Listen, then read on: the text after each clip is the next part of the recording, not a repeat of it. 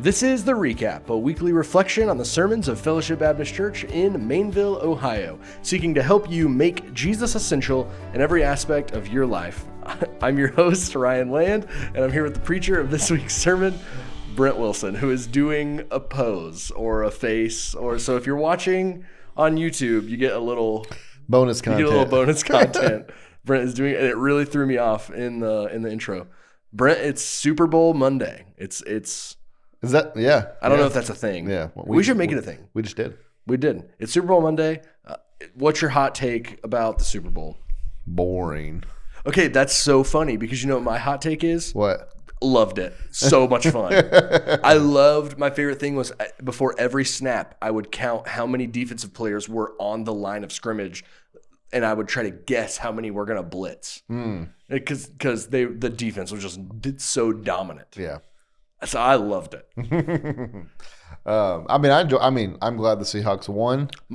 I'm glad Sam Darnold, from rags to riches. I know. Really from riches to rags to riches, because he was like drafted in the first round. Yeah. But by the Jets. Yeah, which that's pretty much rags. Yeah. So, but I like Sam Darnold. So I love that like two players have won comeback player of the year.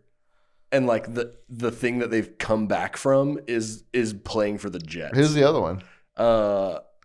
It was him and who else? Zach Wilson, not him. Aaron Rodgers? No, he didn't win comeback player of the year, but like kind of. I'm trying to remember. The Jets have like had so many quarterbacks. Yeah.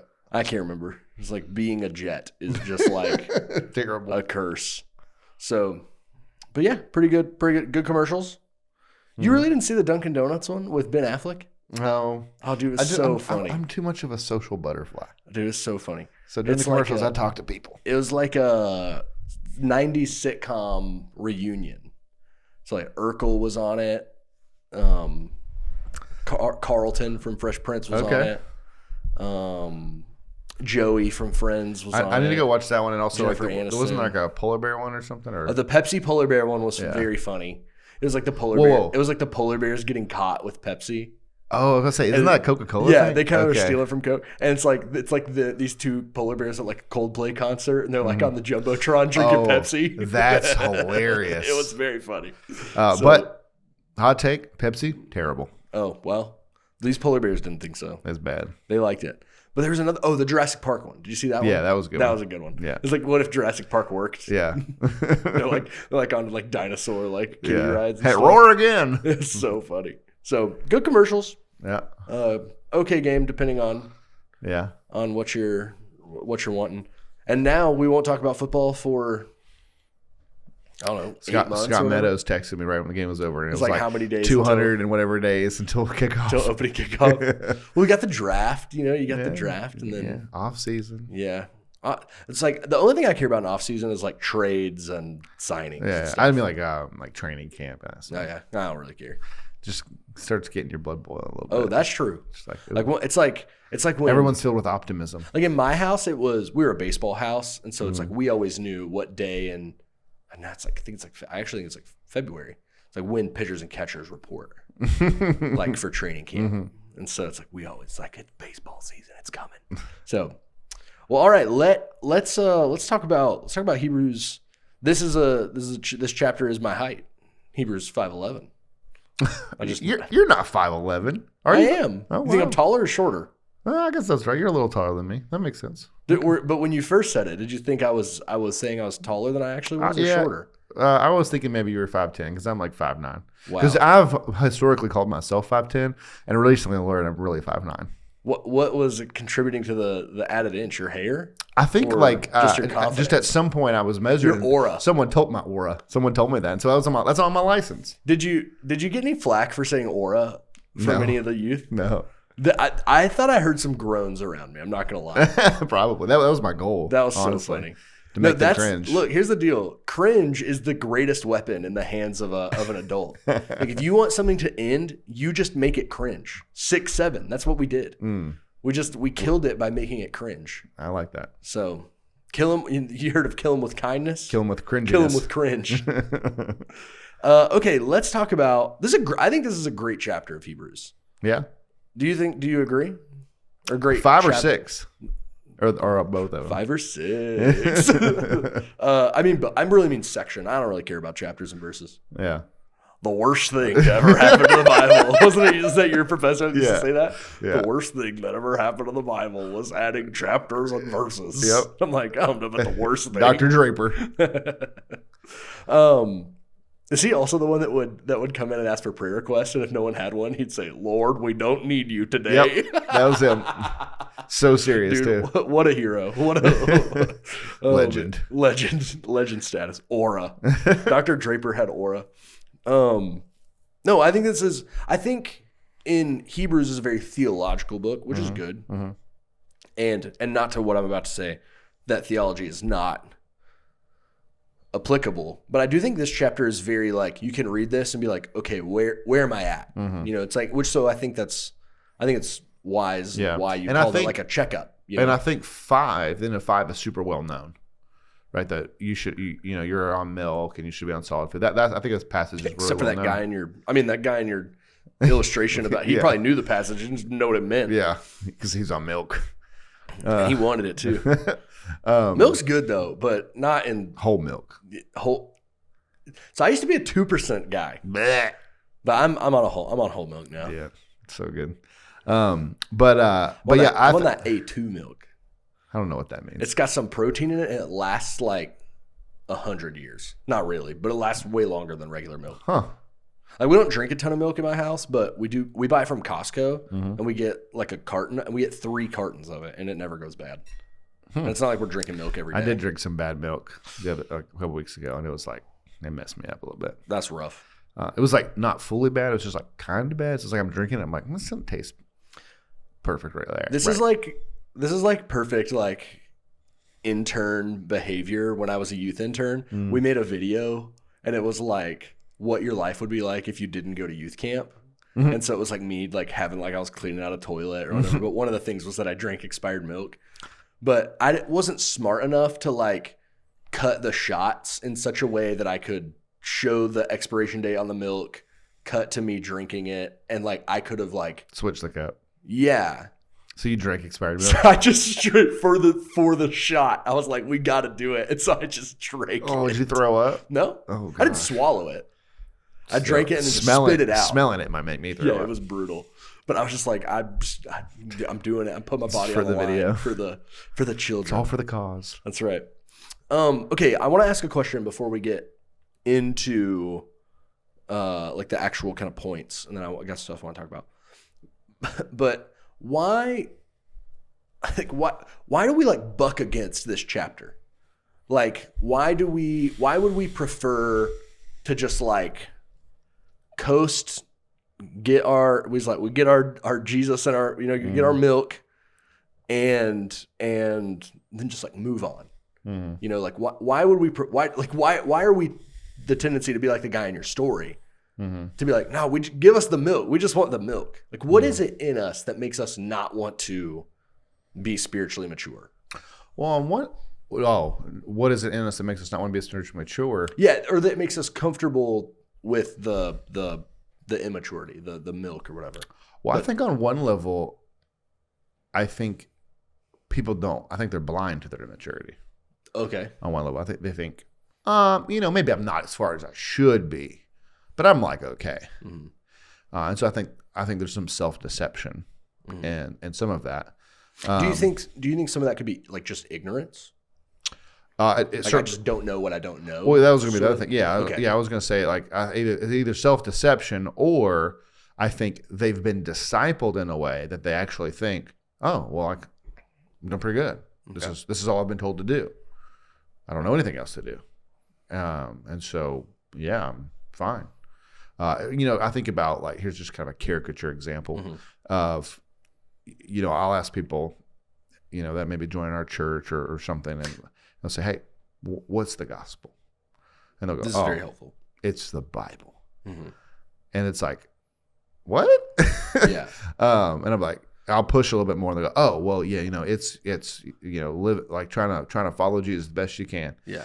Or they'll say, well, it's asking Jesus into your heart. And I go, okay, cool. What does that mean? Mm-hmm. And that's all they can say. And so they've just become parrots of whatever discipleship arm has formed them. Mm-hmm. And so they can say these things, but they can't actually think for themselves. They can't articulate things. They don't understand. They're just parroting. Mm-hmm. And so they don't know any better. Yeah.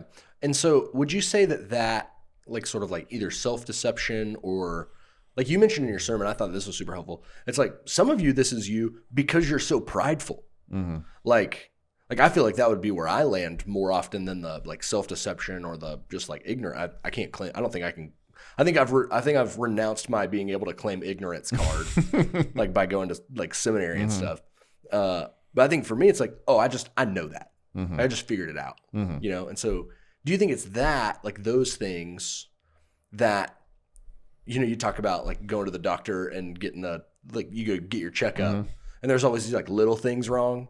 But then it's like sometimes you go to the doctor and you're like, because my heart is like, I think it's going to burst out of my chest or whatever, right? And so the problem is we feel like we don't need anything when really we might be like going into spiritual cardiac arrest or whatever. We may be having a serious problem. Is it like the deception and stuff like that we were just talking about that makes us feel like we're fine when really we're in like a bad place? Yeah, I think we probably do the same thing to the doctor. We go, oh, that's what doctor's supposed to say. like they're trying to stay in business. No, they always trying to find something wrong. No, I'll tell you, I watch The Pit, and I innately trust doctors now. They're working hard. But no, I mean, really nurses, but yeah. But I do think we have that sentiment sometimes. Like, well, I mean, they've got like this. They've got some chart that tells them about their numbers or whatever, and mine are a little above it, and so they're supposed to say those things that keeps them in business. But I'm fine. It's like the guy who's got an obvious issue, and it's like, well, you want to go to the doctor and get that checked out? Nah, I'll be fine. And so it's like we can see that there's this thing there, but we just don't really think it's that big a deal. Yeah, that's what I was going to say. Is like this, we don't understand the severity sometimes of the whatever might be wrong with us, right? And so I think spiritually, sometimes that's where you find yourself is like, to not understand what the gospel is like very severe. Yeah. And I think maybe part of the issue there too is like if you think about on the medical front, it's like on one hand, I'm scared because I don't want to know if there's something actually really, really wrong. So it's better to ignore it. Well, that's like the self-deception like you talk about. And then on the other hand, it's like I got too much going on to do the work to fix this. So I'm just going to ignore it and hope it goes away. And in the same way in our spiritual lives, it's like I just ain't got time to do the work to like read my Bible. Like I've missed the boat. Right. Or like I just like this other stuff in my life more. Yeah, it's like I don't want to put the time and the effort in to grow and to learn and figure these things out. So I'll just hope for the best. Yeah. Okay. Well, I just want to like talk about like kind of the problem overall. Why are we here? Why do we feel this way? And because hopefully in all that, people can listen and think, oh yeah, I can sense that in myself, because I think you can read this and think, well, that's not me. That's my tendency. And so, or you can read it and think, that's for all those complacent people and I'm fine, So I just wanted to be like, oh, we can all kind of find ourselves in this being okay with our lack of spiritual growth before we kind of get on into like the actual thing. So you gave us kind of 5 negatives of the text, right? Like the warnings, and then the kind of the hope at the end. So I want to go through some of these. So some of these sort of negative like warnings. So first, it talks about spiritual complacency, and the first question I have is: there's this fascinating phrase at the beginning of the section we read that was like, we should be moving. This is a paraphrase, but like moving on from the elementary doctrines of Christ. Should we do that? Should we move on from the doctrine of Christ? What does he mean there? You don't have it pulled up, do you? I can. I'm trying to remember the exact phrasing as well. Because it just kind of struck me as interesting. Yeah, because when he says move on, what I don't think he means is, or however he says it, what I don't think he means is forget these things and move on to other things. I think he's saying like the other illustrations the Bible uses, this is your foundation. Now build upon it. Oh yeah, 6. So it's 6:1. Therefore, let us leave the elementary doctrine of Christ and go on to maturity, not laying again a foundation of repentance from dead works and of faith towards God, and of instruction about washing and laying on of hands, resurrection of the dead, and eternal judgment.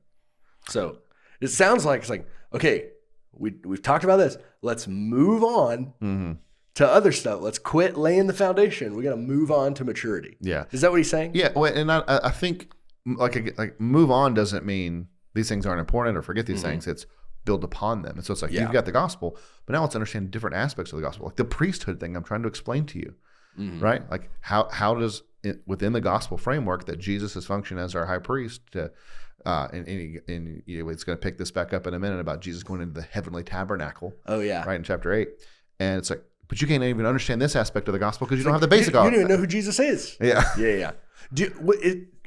You may have mentioned this in a previous week. I don't know. Do we know, like, sort of like Galatians, right? There's like this very specific heresy that's going on. Like, do we know in Hebrews, is there any sort of like specific, not as teaching? specific as like something like Galatians? The one consensus I think would be these Jewish believers are looking to go back to Judaism. Yeah.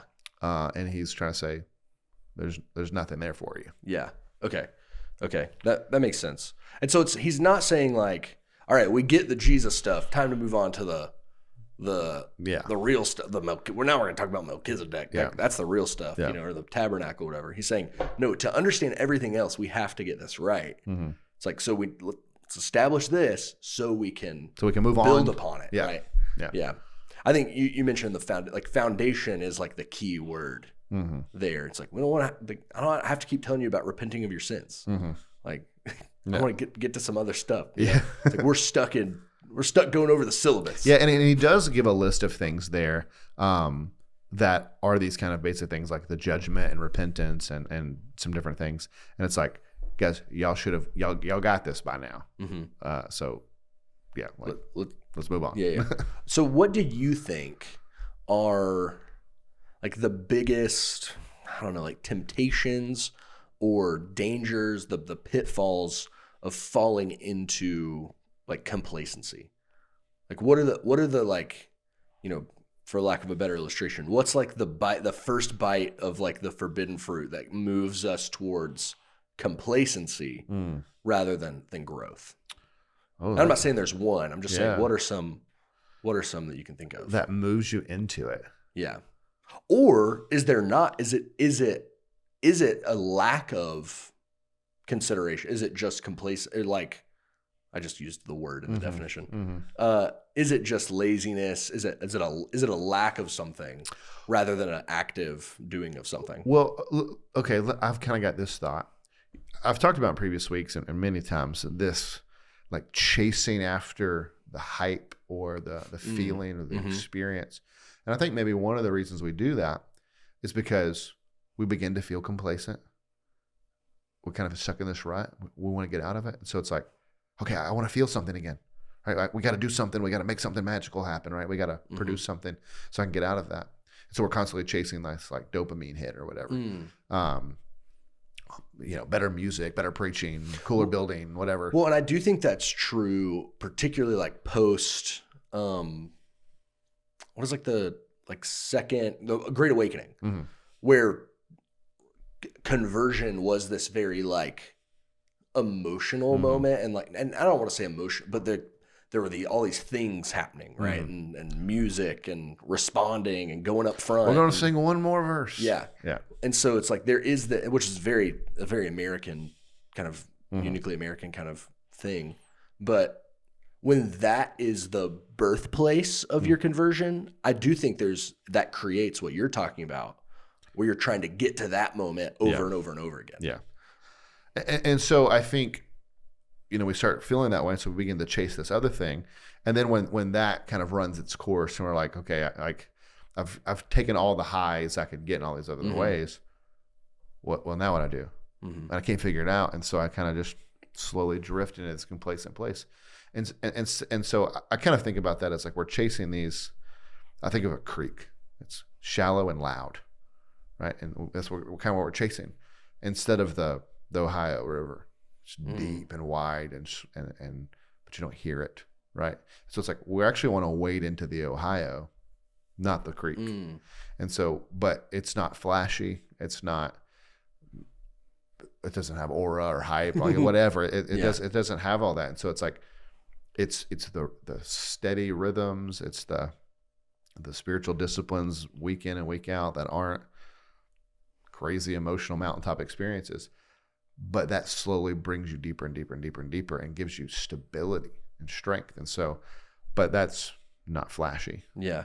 So. It does make me think, this is not the exact same thing, but maybe they dovetail into each other. There's this quote, I wish I could remember the guy that said it, but he talks about how hurry is not a tool of the devil. Hurry is the devil.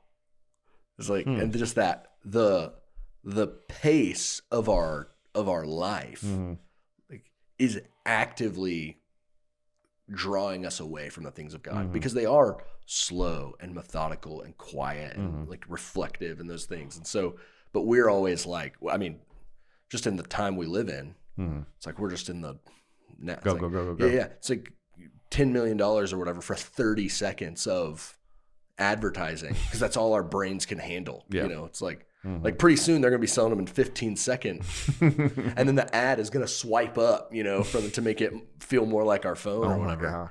And so, you know, it's just like this hurry. And I don't know what it is about hurry that feeds that like self-righteousness or self-importance, maybe. I don't know. Yeah. But I do think that's part of it. I also think it's just like we find more comfort in other stuff than the things of God. And so I think we can slap kind of spirituality on the concert or on the motivational speaker or motivational podcast or, you know, whatever it may be. But we also might just be like finding more comfort in our this group of people who we think are cool liking us. And so I'm actually going to put more effort into that, being the kind of person that is liked or is popular or is rebellious or whatever, than I'm going to put into growing and maturing in Christ. Yeah. And so here's the other question I thought of that is hard, I think, for people listening to this. They're like, I've been listening to people preach for 20 years. Like I read my Bible every day. I've been going to Sunday school every week. How do you stop the Bible from just like, because you use this phrase multiple times in your sermon, in one ear, out the other? How do you prevent the Bible from becoming just in one ear, out the other after 5 years of, you know, being active in church, 10 years, 20 years, whatever? It's like we got people in our church for 50 years longer. Like, how do we prevent the Bible from just being white noise? Two things. One, I think you got to realize you don't even know a quarter of it. It's like when John at the end, is it John at the end? He's like, all the stuff I didn't write could be in 10,000 libraries or whatever. That's not it. That's not what he says. But but something like that. But yeah, it's like you don't know part. And even if, say, you know, you're hearing a sermon or a Bible study on a passage you know pretty well, it's like you're looking at a diamond, but you've been looking at it from this side. It's like, look to see how maybe when you change the angle, it's like, oh, it completely shimmers in a different way. And a good point for my life is the prodigal son. You know, it's like I felt like I knew that story pretty well. Like there wasn't much more to mine out of it. Yeah, don't be bad. Don't squander your dad's stuff. But even if you do, God's still going to love you. Yeah. You can come home and the Father will be there. Yeah. And then I read Tim Keller's book, The Prodigal God. Yep. And I was like, I understood 10% of this story and was blown away. And it was, I mean, it's just like, oh my gosh. And so, there's so much there. And so it's like, you need to realize you've mined the top layer of things. And be open to other people showing you the next layer. Yeah. Next. And even if we were listening to a sermon and like 50, 60, 70% of it, like, you know, find that other part. So, or even if let's say you knew 100% of it, you need to be reminded. Because Maybe you forgot about that, or maybe you're not been applying that, or not living that out, or have forgotten that promise and haven't been trusting that. It's like, it's good to be reminded of the same things again and again and again. Yeah. That's like on a podcast I listen to, the host always asks, if you were on a deserted island, what, 5 books of the Bible, would you take with you? And it's like, no one's ever like, 1 Corinthians, or like, and not that, or like Ephesians, right? Not that those are bad, but it's like, it's all this, do this, whatever. Like, but what people do take are like the Psalms, the Gospel of John, right? Isaiah. And it's because it's like when you're deserted on an island, like you don't need to be, you're just trying to survive. But what you do need is a reminder of who God is, God's goodness, of God's character. I thought you were going to say what you do need is kindling for firewood. So you take the biggest book of the Bible. The biggest book. Look, I don't burn Bibles. I don't know about you, Pastor, but I don't care how stranded I am. Okay, let's talk about, I'm going to combine these, like being spiritually behind and spiritually immature. Okay. Because I think they're linked. When he's talking about milk versus, solid food, what is he talking about? What things are milk? What things are solid food? And how do we know? Like, how should we determine? Do you have the verses pulled out? I do. Read it to me. You already used your Bible for kindling, so you don't have it in front of you. Where is it? It's hard because it's on 2 different pages because it's 2 different chapters.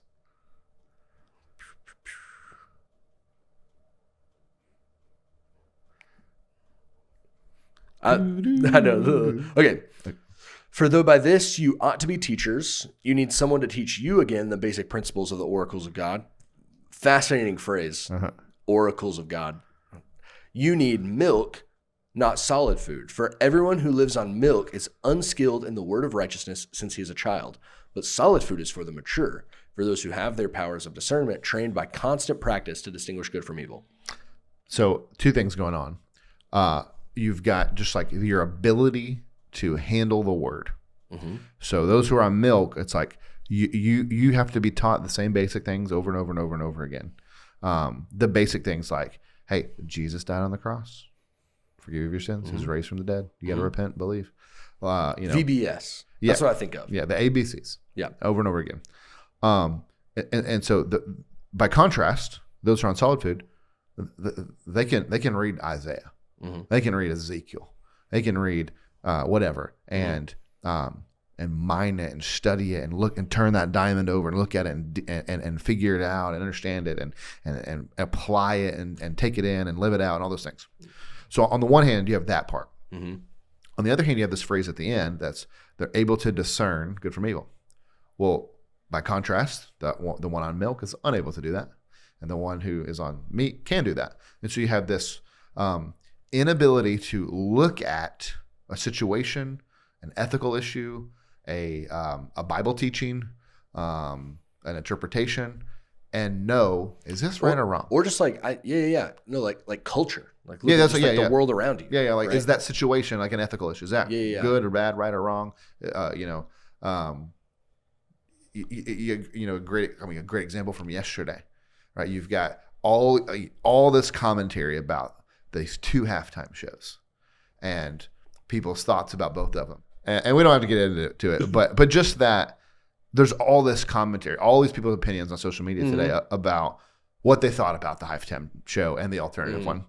And as Christians, it's like, okay, can we look into this situation and have some discernment about what was good, what was bad, what was right, what was wrong on both of them, or are we just slaves to the outrage machine for either one of them, and we just get all mad and all bent out of shape about whichever one and we're seeing the posts and we're like, yeah, they're right, and versus can we step back and go, let's bring some biblical clarity and wisdom to bear on this. So.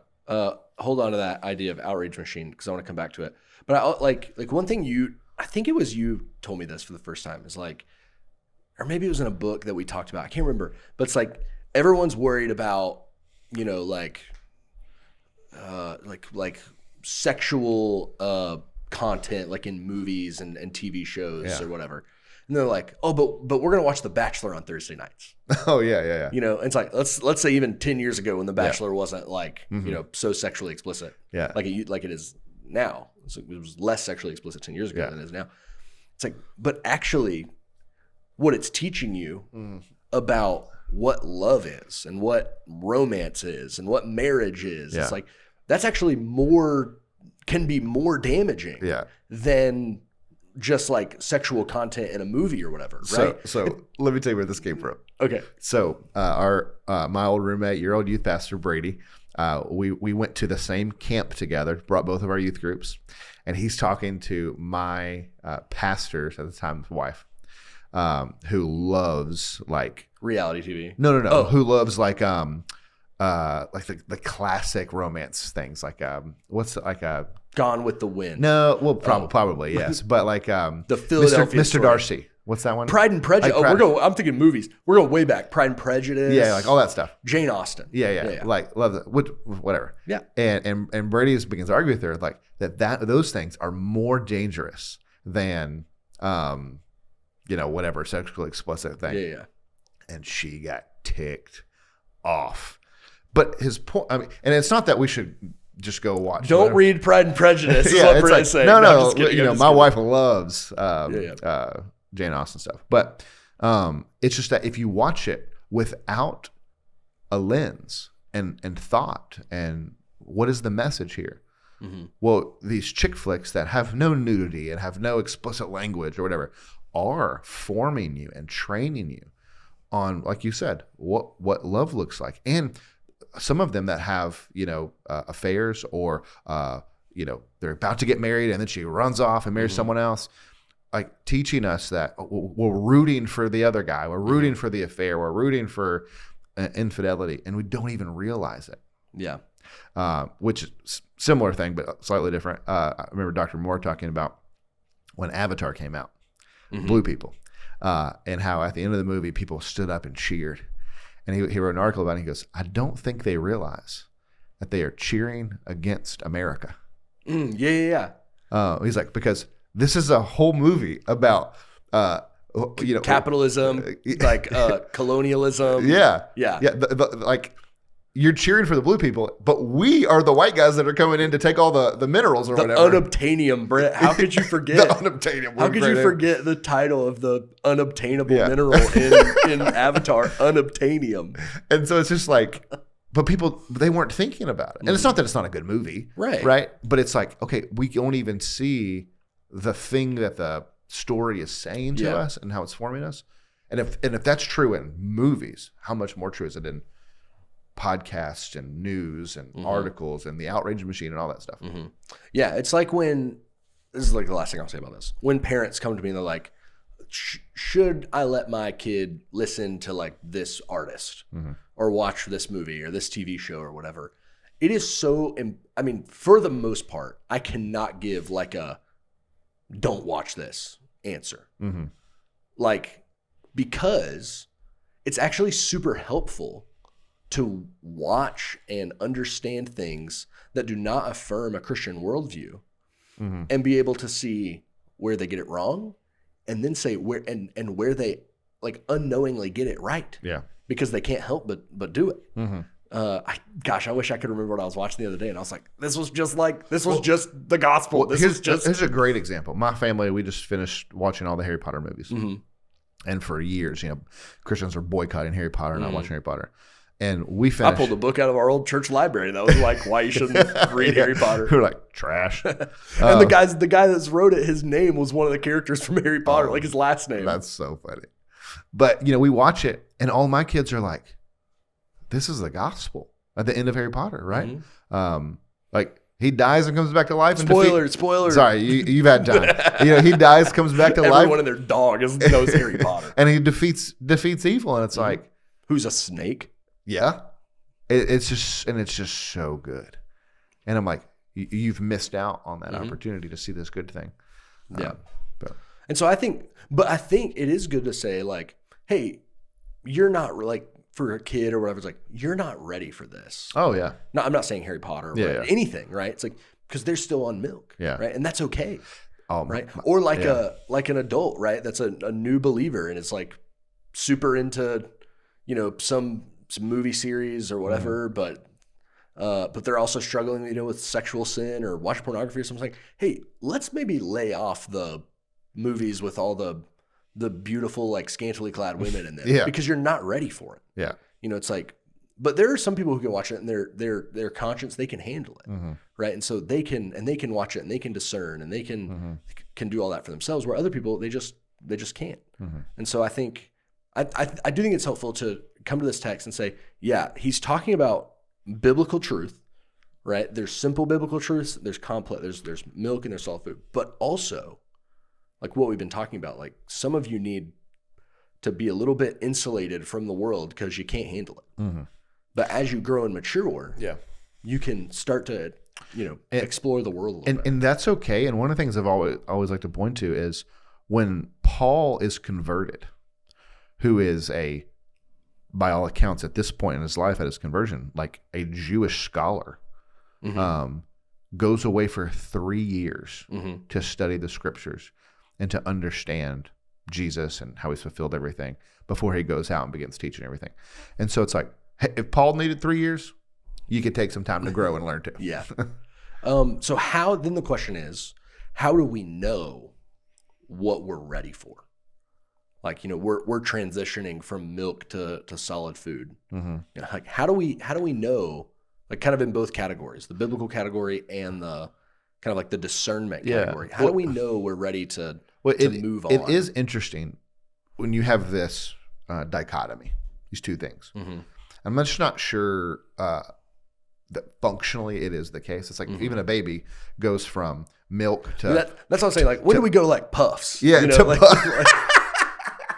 There's like puffs and there's like rice cereal and baby food and like there's some stages, right? Yeah. And so like you just... But it's like, how do we determine where we are on the, let's say there's a gradient, right? Yeah. You got milk, you got solid food, right? And then in between, you got... Well, I'll be honest. I think you can't do it on your own. I think you got to have other people around you telling you where you're at. Okay. Because I think we're too self-deceived to know. And I think we always probably think we're further than we are. Yeah. And so I think constantly be pushing yourself. Be trying to take the next step. Okay, so that's my next question. How do you do that? Well, I think, you don't do it alone. You have to put yourself in the path of it. And I think that's, like at our church, it's Sunday school, it's D groups. It's some of it can be by yourself, right? Like buy good books, ask people who you respect. Hey, give me some good books. Tell me some good books to read. Yeah. Read those books and go talk about them with other people. And one of the best things that I have learned just over time is people that I can go to that are like culture critics, that are Christians.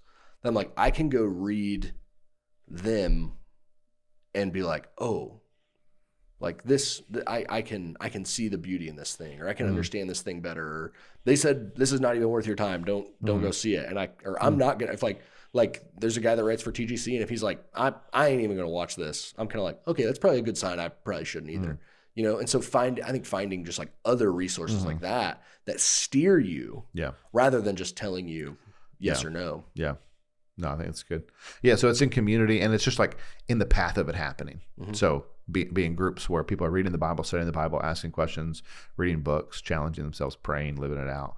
Like just throw yourself in that, be immersed in that, and it'll happen naturally. And I think, what is it Jen Wilkin talks about? It's like, it's not conflict. She's like, something is the first step of education. It's like friction or something. Yeah. I know, and it's like that feeling if you're like, I don't get it. And I think... But I'm going to go figure it out. Well, and I think we don't like that feeling most of the time. I think some people do. I actually love that feeling. Like of like, I don't understand this. I'm going to figure it. Like, I'm going to go figure it out. I'm going to research it. And I'm going to read. And I'm going to like, I thrive off that. But there's some people I think that are like... Which that's why I have the proclivity to be like, I don't need this, y'all. I'm on the solid food. But then I think there's people that are like, I don't get this. I'm never going to get this. And I'm just going to give up and shut down. Yeah. So how do you combat that in your life if you're like, Brent, I can't read the Bible. It's too hard. Yeah, I would say, well, you're starting with the wrong thing, or you don't have the right tools, or you're trying to do it by yourself. You're taking too big of chunks. So let's slow down. let's go to the Gospel of John. Don't do a whole chapter. Do half a chapter and read it 700 times. Yeah. And read it until you get it. And then take a study Bible and read the study Bible notes with it. Or take this companion book and read it with it or whatever. This was so funny when we were doing boys Bible study. At one point I was like, Mark is like, we were reading the book Mark, and he's like quoting from the Old Testament. And so we stopped and I was like, hey, what's this mean? What's this mean when it's like set off different? Like the type is set off different. They're like, oh, like it's a quote. And I was like, okay, from where? And they were like, how are we supposed to know that? And I was like, y'all. And I told them, I was like, it's Psalm, whatever, 119. They're like, how do you know that?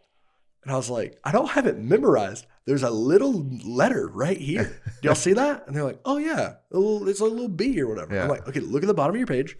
Like, and they're like, oh, it's just down there. And so it's like, even in a non-study Bible, it's just like knowing that, it helps you. It's like, oh, we can go back and read the Psalm. Yeah, that makes me think of like, having the right tool, but then knowing how to use the tool, right? It's like you got a drill and you're trying to use it as a hammer and it don't work right. It's just like, you got this tool, but you got to know how to use it too.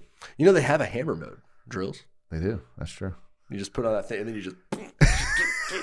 you put it on the little. That's exactly how it works. So yeah, I think just like knowing. Sometimes we just don't know. Yeah. Like we've opened our, but no one ever told me what these little letters were. Yeah. It's like I don't know if I want to put my blast, but someone in our church was like, we always just said I don't even know what these big numbers and little numbers are. We always just said page numbers. Yeah. It's like I don't even know what they are. Yeah. And so I think just knowing, even learning that one little thing. Even just about the text can just open up your eyes to, and so I think also just being not comfortable. And it's interesting. Don't be scared to not know something. I almost talked about this. And don't be scared to ask someone something. Yeah, I almost talked about this in the sermon. We do this naturally with other things. You start getting into something, whether it's like sports or some craft or whatever, and 100%. And you just go all in. You start reading blogs and watching YouTube videos. You figure it out. But why don't we do that with the Bible? I'll never forget the day me and you were sitting at lunch. Me, you, and Darcy were sitting at lunch. We were at Shooters. And me and you were like, we were blanking on the name of the coach of the Chargers. No, the Rams. We're like, who coaches the Rams? And Darcy's like, it's Sean McVay.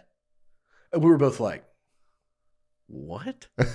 And because Darcy had kind of gotten into football and she did that. It's like she starts showing up on her feed and she starts reading about it and she's like, did you know that we're gonna the Bengals aren't gonna re-sign whoever? And I'm like, I don't even know who that is. What are you talking about?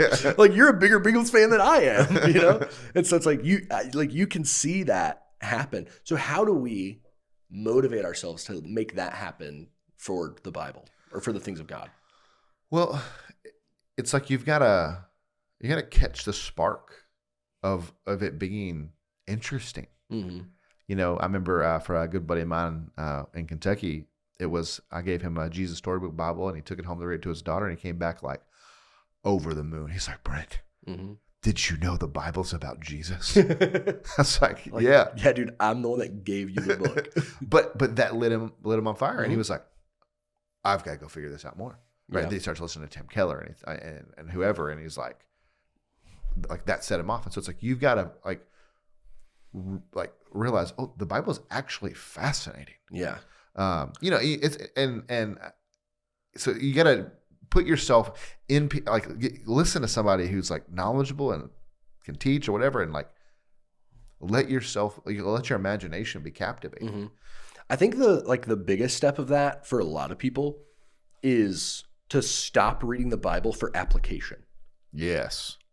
I hate it when people are like, God gave us an instruction manual for life. It's called the Bible. I'm like, no, he did not. He did not give us an instruction. Who reads an instruction manual front? If I knew how to put together my IKEA shelf, I wouldn't read the manual. You wouldn't read it anyway because there's no words in it. That's true. Well, can you read things without words, Brent? Can you read things without? It's just pictures in IKEA. What about audiobooks? Do you read those? Ooh. Yes, you do. That's my constant debate is, do you read audiobooks?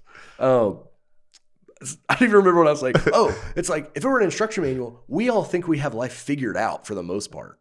And we spend most of our days thinking like, I kind of got this. Yeah. And so we don't read the manual. Yeah. But it's not a manual. It's a story. And so it's like when you read the book of Ruth, instead of being like, okay, what am I supposed to do with my life? Yeah. What is it? How do I go find my Boaz? Yeah, it's like, I'm not going to say it. Don't find your broke ass. No. You don't need no cheating I was trying to ass. move on. Now we're going to get the little E next to our podcast episode. I'm just kidding. It's AZ. And it's like, it's a story with characters. Yeah. And they're real. Like sometimes people don't like it when I talk about characters in the Bible. I mean, I'm not saying they're not real. It's like they're characters. They're going on quests. They're going on adventures. They're living lives that have, and it's plot, right? Like we don't have every moment of Ruth's life written out. No, the person that wrote it in a specific way to have rising action and a climax and falling action. And so like reading the Bible, not just for like, okay, what do I do?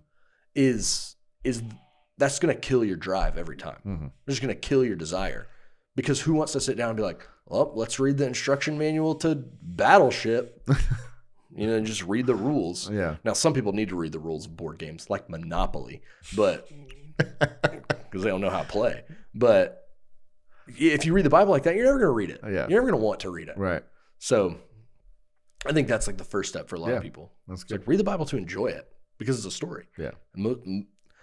Don't start with Proverbs where it is just like, don't be lazy, be smart, be like, don't start there. But it's interesting.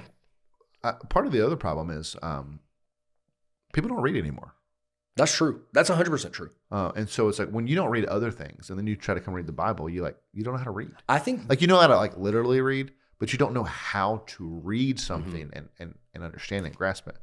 And so I think that's just like a reality for us. Like I think people think that can be like elitist or something, but I think it more and more as time goes on, and we become less, just as time went on and we became less of an oral culture, right? Telling stories and listening to them, we became a written culture and a reading culture.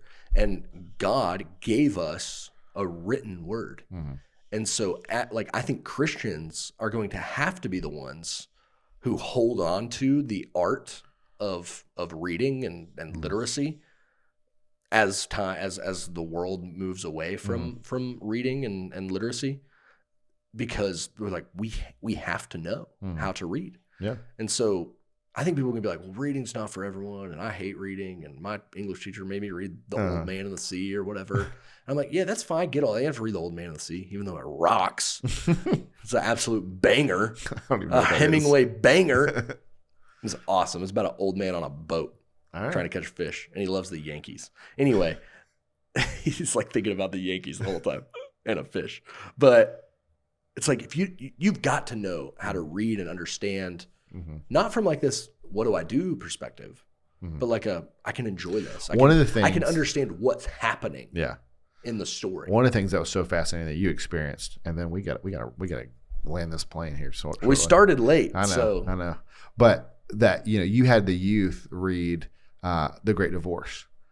And they immediately were trying to do application and like find Jesus and like what does this mean for me instead of reading it on its own. This isn't what heaven's gonna be like.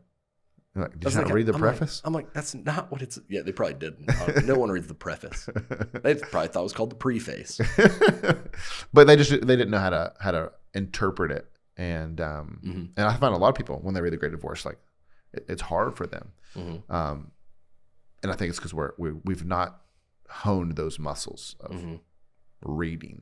So that's going to apply when you try to read and understand the Bible. Read more. And also, last soapbox, it's the stemification of reading, right? It's like that reading is just for science and math, and it's like comprehension, right? Yeah. And not enjoyment and understanding in terms of like story and delight. Yeah. It's like if you can just read the word problem, the math problem and solve it, you're good. Yeah. There was a I don't know if it was a study, but this person like was examining, like I can't remember what grades, like third graders read like 100 years ago versus now, And it's like now they're reading, like Captain Underpants, right? And it's super quick. Banger. Captain Underpants, you heard banger. Captain Underpants rules. But it's like, super quick to the point, a lot of action, keep your attention. Where 100 years ago, there was lots of metaphors and similes and poetic language and all this stuff that we don't do now, right? Because it's like, we got to inject it in my veins really quick, keep me interested or I'm out. Instead of that slow, methodical, beautiful language. And it's because we're losing it. Yeah. This went off the rails a little bit. Sorry. No, it's okay. I'm fine with it. I think it's super important, but I do want to talk about people that are spiritually. We talked about the discerning aspect, so we can move on from that. Lastly, last thing I promise, okay. That we can be done. Why does you're going to laugh at this? Why does this text not teach that we can lose our salvation? Because it sure seems like it. It sure seems like it does. It really does. It is. I said at the beginning, and when I started talking about that, that people have been debating this passage and struggling with this passage for 2,000 years, and because it does. I mean, when you read it, it's like that have been enlightened cannot be restored to repentance again. Been enlightened, tasted the heavenly gift, shared in the Holy Spirit, tasted the goodness of the Word of God. Like, who does that sound like? A believer. Yeah. And I think part of the problem is that some of that language, we're jumping to a conclusion about what the author means by that language because we think we know, we think we understand those words. And they're usually used in one context, and I think maybe he's using them differently. But I think the biggest reason is, like, you've got a mountain of evidence for you can't lose your salvation, very clear texts, uncontroversial texts. Just throw an easy one out, Philippians 1:6, right? The God who began a good work in you will bring it to completion. Romans 8, all these things.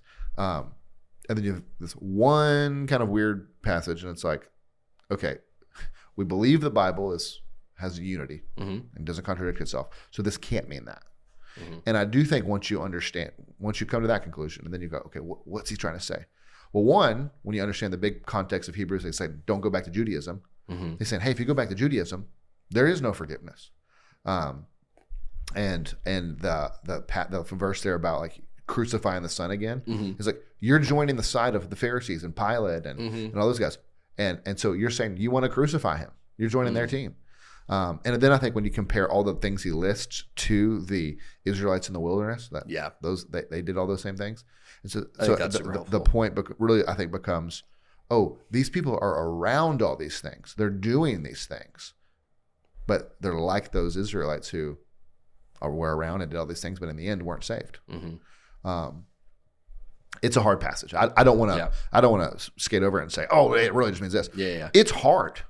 One of the things I read about it was, like in, I think it's in 1 Corinthians, when Paul's like, if Christ hasn't been raised from the dead, and he kind of like lays out the like kind of logical argument. One thing I read about this was he's kind of doing that and reaching the like illogical point that if you could lose your salvation and come back, look, the absurd end it's like you'd have to crucify Jesus again. And then, because then there's this kind of transitional phrase when he starts talking about the hope that we have. That's like, when I speak, it talks specifically about his speech. And it's almost that it's like he's doing this rhetorical thing. There's like a rhetorical thing going on. And then back to sort of the more literal instruction. Yeah. And so I think that's really helpful. Like we can get lost a little bit in the rhetoric that he's actually doing. Like, there's a term for it. It's like something ad absurdum. He's like showing reductio ad absurdum. This is casting a Harry Potter spell on me. It's like, so he's reducing the argument to like its absurd end. It's like, if this could happen, then we'd have to crucify Christ again, and that's obviously absurd. So that's one thing I read about it, which I thought was interesting. I had a thought and I lost it. Oh, sorry. I probably interrupted. No. But I don't want to skip. Like, there are hard passages in the Bible, and there are lots of commentaries that really try to give answers to it. Some people talk about it being like church discipline. It's like these aren't Christians who need to be restored. You can't restore them because they're not Christians. Yeah. So they can't be restored again. Oh, yeah. Is this the passage we watched Al Mohler and Tom Schreiner debate for like 2 hours one time? It was either, I think so. I think it was like maybe it was just like the Hebrews warning passages. Yeah. That was a trip. So to know how complicated this is, like one of the leading biblical scholars in the world and the president of the Southern Baptist Theological Seminary debated this. Guys that know their Bible way better than I ever will in my entire life debated this for like an hour and a half one time. Yeah. That's how complicated it is. So don't feel like if you're like head scratching over this, if it's confusing to you, you're not alone. Oh, this is what I'm going to say. The pronoun shift, I think, is also a big sign. Like when he goes from we, us, right? And now he's like you, or not you, they. Yes. It's clearly talking about outsiders, insiders that are struggling, insiders that are on milk, insiders that are, need to mature, whatever. But they, it's like, oh, okay, they're outside. Yeah. So I think that's a big clue as well. Okay, last word. Okay. Tomorrow at 7 a.m., someone's been listening to this and they think I've been spiritually complacent. I've been spiritually behind. I'm spiritually immature. Whatever. I want to take the next step of maturity tomorrow, right? Or today, right? Where does someone start to grow in spiritual maturity tomorrow? Right? Wake up tomorrow. Yeah. What's the step to take? Well, you made a good point earlier about how you couldn't give a blanket statement to don't watch this. That's not what I want. But there are, Nathan said this a while back, and it has stuck with me and been so helpful about being in the path of this thing. Mm-hmm. So with your schedule and your life and all whatnot, how do you inject more of the Bible in your veins? Mm-hmm. How do you inject more of the Bible in your veins with other people? Are you coming to church every Sunday but not going to Sunday school? That's that's an hour difference. Go to Sunday school. Mm-hmm. Do you have a night of the week you have available? Get in D group. You're not reading at all. Start reading just a little bit. Mm-hmm. Read 5 verses a morning and meditate on them. Get 15. Stop scrolling for 15 minutes and read for 15 minutes. If you read 15 minutes a day, you'd read a lot of books this year. Mm-hmm. And so do that. Like, you got to get in the path of it some way. Yeah. So there you go. Well, thanks for joining us for the recap. We hope this conversation has encouraged you to keep striving to make Jesus essential in every aspect of your life. If you aren't part of our church family, we'd love to meet you on a Sunday morning. We meet for worship at 10:30 a.m. For more information, you can always go to myfellowship.church. Thanks for listening. Be blessed.